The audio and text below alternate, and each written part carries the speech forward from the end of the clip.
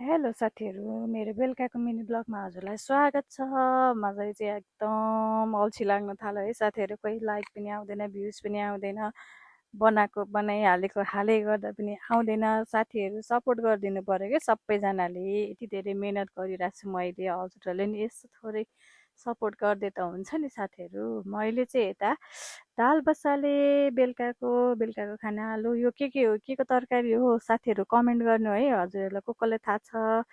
मलाई चाहिँ आज एकदम अल्छी लाग्यो कि मलाई किन म चाहिँ यता चिलमा फेरि चटपटे खान थालेँ है साथीहरू। अब चटपटे खाँदै खाना पकाउँछु म चाहिँ। अब फटाफट लाएर ढिला भइसक्यो, बुढालाई निन्द्रा लाग्छ फेरि छिटो छिटो गरेन भने। अब म चाहिँ यता तरकारी बसाल्न थालेँ साथीहरू।